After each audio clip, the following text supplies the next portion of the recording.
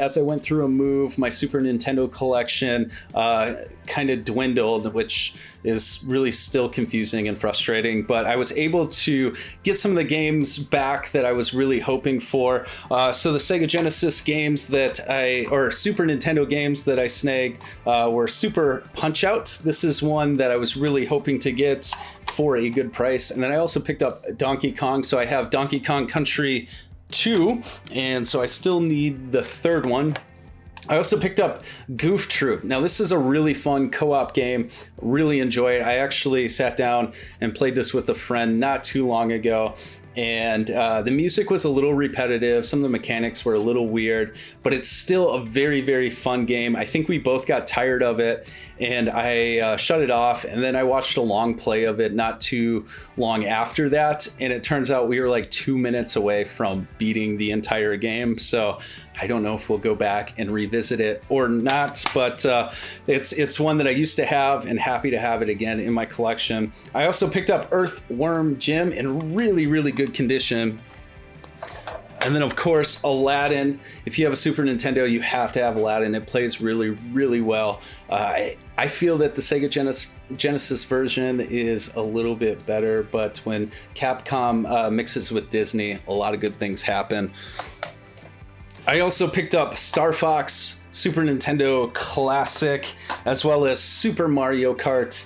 This is a game that I used to have, and another game that's pretty nostalgic to me. I didn't grow up with a Super Nintendo, but it is a game that I had a lot of friends, or a lot of my friends had it at their house, and so we would always go into battle mode and shoot balloons and things like that. So that was a game I was hoping to pick up as well.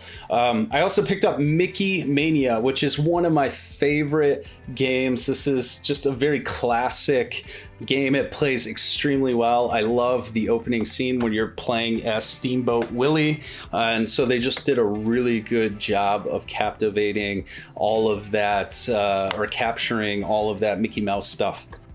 I got a roached copy of Street Fighter 2 Turbo. This is one I'm definitely going to get a label upgrade. Again, you can't really check the quality of these games, and so you just kind of feel like you have to get it. I didn't pay much for it, just a handful of dollars, maybe $4.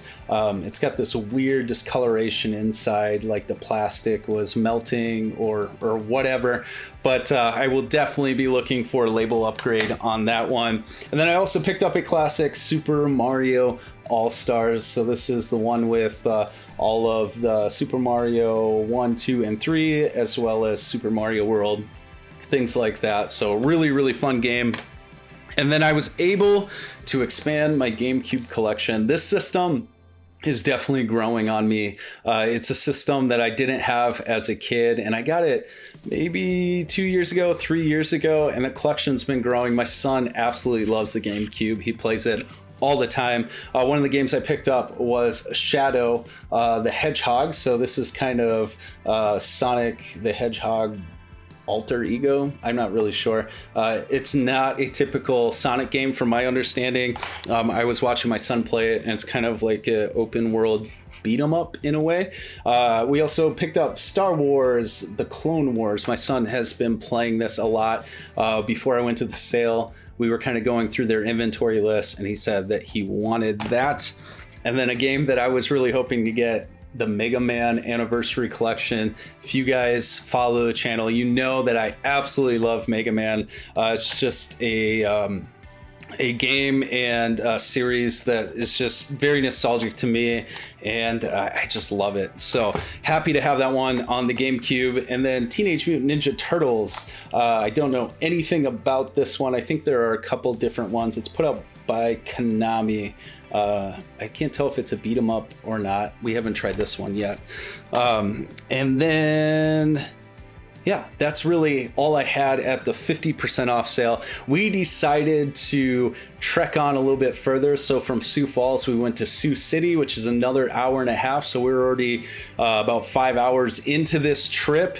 And we went to a couple of retro stores as well as some GameStops.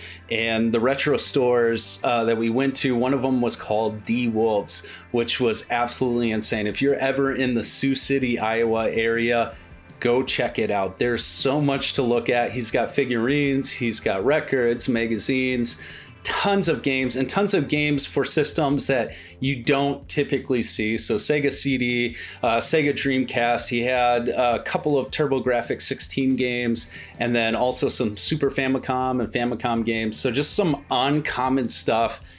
We probably spent a couple hours in that store, and it was so awesome. Now, when you're coming off of a 50% off sale, you go to a store and you see full retail prices, you get a little bit nervous, but I was able to grab a few things that I was hoping to add to my collection at some point. I picked up some Virtual Boy games. So you guys know I only have one game, Mario Tennis, but I was able to pick up Roboxer? I don't even know. But this is one I've never seen before. The price was right. And I know the system doesn't really have a ton of games, so I hear getting a complete set isn't too difficult. And I've actually been talking to a couple of guys that have consoleized their Virtual Boys. And so that makes it a little more appealing to me. It is kind of pricey, but I might be looking into that at some point. I also picked up Mario Clash.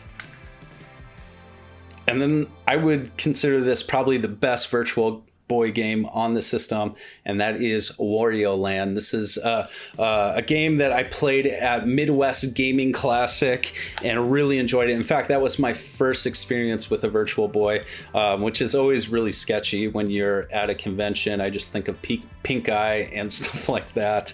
I also picked up Galactic Pinball, so able to add some Virtual Boy games to my collection. And then I came across an NES game that I've never seen. It's not super rare, but it is fairly uncommon from my understanding, and that is Supercars. I still haven't tried it out. Just a game that I have never seen before. He had a ton of commons, and I had most of what he had, but this is one that I was willing to pull the trigger at $15 and give it a try. So don't know anything about that one.